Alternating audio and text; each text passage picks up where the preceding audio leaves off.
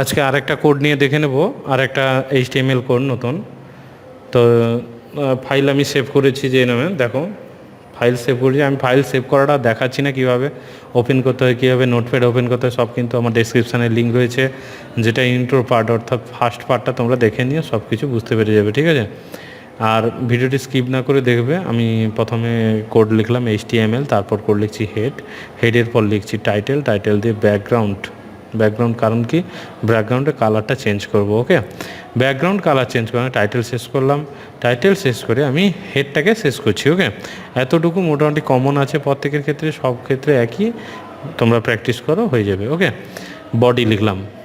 এবার দেখো বডিতে আর একটা কিছু লিখে দিচ্ছি, অর্থাৎ আমি স্বাভাবিক আমি চ্যানেলের নামটাই লিখছি, RM টেকনিক্যাল সাপোর্ট, যেটা আমার চ্যানেল। তো তোমরা এই চ্যানেলে সাবস্ক্রাইব করে নাও।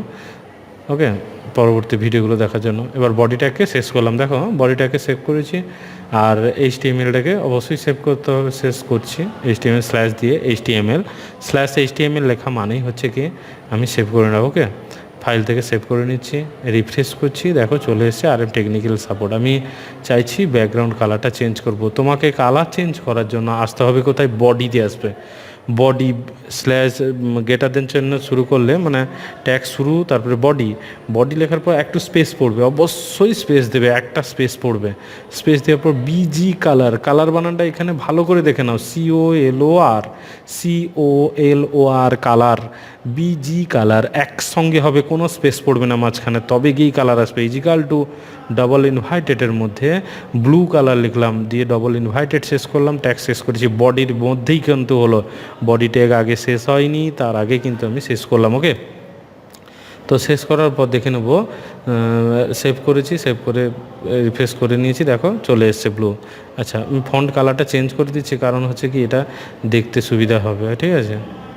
তো তার RM টেকনিক্যালের ফন্টটা চেঞ্জ করব, ফন্ট স্পেস দিলাম, কালার COLOR কালার, অবশ্যই কালার, কম্পিউটার কালার বানান COLOR কালার ভাবেই চেনে, ঠিক আছে। UR দেবে না কোনো প্রকার। সমান চিহ্ন ইওলো দিলাম, ডবল ইনভার্ট সমান চিহ্নর পরে কি বসে বলে দিয়েছি, ডাবল ইনভার্টেড বসবে, কিন্তু আমি বসাইনি যেহেতু বসিয়ে দিলাম। ওকে, বসিয়ে দিয়ে দেখছি, ফাইল থেকে সেভ করলাম, দেখো চলে এসছে। ওকে, তো এর সাইজটা একটু বাড়িয়ে নিচ্ছি। তো সাইজ তুমি আগে দিতে পারো, পরে দিতে পারো, কোনো সমস্যা নেই। Font size equal to double ইনভার্টেডের মধ্যে দেবো আমরা 7 দিলাম। যারা বুঝতে পারছো না ফন্ট সম্বন্ধে, তারা আগের ভিডিওগুলো দেখে নিও, কেমন হয়েছে। আমি সেন্টার ট্যাগ দিচ্ছি, এগুলো আগের ভিডিওতে হয়েছে, যারা দেখোনি একবার দেখে নাও, দিয়ে প্র্যাকটিস করে নাও। File save. ওকে, সেন্টার চলে এলো, আমি বড় করে দেখিয়ে দিচ্ছি জিনিসটা কেমন এলো, দেখেছো কেমন লাগছে। ব্লু কালারে এসছে পেজটা, হেডিং হয়েছে, RM টেকনিক্যাল সাপোর্ট হেডিং হয়েছে, হেডিং হয়ে একটা বড় পেজ তৈরি হয়ে গেছে, হলুদ কালারের কি না ইয়েলো কালার হয়েছে লেখাটা। তো এইভাবে আমরা করে নিতে পারি।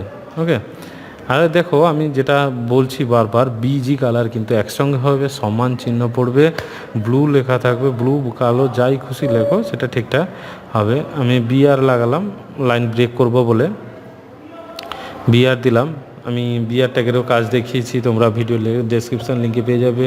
প্রত্যেকটা পার্ট ঠিকঠাকভাবে দেখে এসো, তাহলে দেখবে একেবারে তোমাদের কাছে জিনিসটা ক্লিয়ার হয়ে যাবে HTML সম্বন্ধে।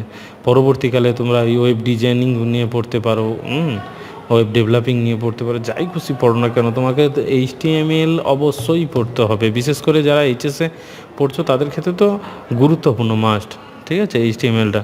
তো দেখো BR দিলাম, দিয়ে মারিচদা লিখেছি, ফলে দেখো চলে এসছে। মারিচদার ফন্ট কালারটা চেঞ্জ করতে চাইছি, তাহলে মারিচদার আগে এখানে ফন্ট শেষ করলাম, দেখো যেখানে শেষ করে দিচ্ছি ততদূর পর্যন্ত কিন্তু ফন্টের কালারটা চেঞ্জ হবে, তারপরে কিন্তু চেঞ্জ হবে না। দেখো RM টেকনিক্যাল সাপোর্টের পরে কিন্তু আমি ফন্টটাকে শেষ করে দিয়েছি ট্যাগ দিয়ে, তাহলে কি হলো না, ফন্ট ততদূর পর্যন্ত ইয়েলো ফন্ট নিয়েছে, তারপরেই কিন্তু দেখো ব্ল্যাক হয়ে গেছে, অর্থাৎ তারপরে তো আর ফন্ট নেই, সে নিতে পারছে না। আমি মারিচদার ফন্ট একটা দিচ্ছি, মারিচদার সামনে লিখছি, ফন্ট ট্যাগ শুরু করছি, স্পেস দিলাম, কালার লিখলাম ইজিক্যাল টু, আমি দেব সাপোজ পিঙ্ক দিলাম। ওকে, ডাবল ইনভার্টেড শুরু করে শেষ করলাম, ট্যাগ শেষ করলাম, Ctrl+S রিফ্রেশ করলাম, দেখো পিঙ্ক কালার চলে এসছে। ওকে, তো সাইজটা বাড়িয়ে দিচ্ছি, পিঙ্ক কালারটা হয়তো দেখা যাচ্ছে না, বোঝা যাচ্ছে না, সাইজটা বাড়িয়ে দিচ্ছি, সাইজ ইজিক্যাল টু আমি 6 করে নিচ্ছি। ডবল ইনভার্টেডের মধ্যে অবশ্যই 6 থাকবে, সমান চিহ্ন দেওয়া মানে ডবল ইনভার্টেড দিতেই হবে। তো ডবল ইনভার্টেড দেওয়ার মধ্যে 6 দিলাম, দেখো মারিটা চলে যাচ্ছে ব্লু পিঙ্ক কালার। ওকে, চলো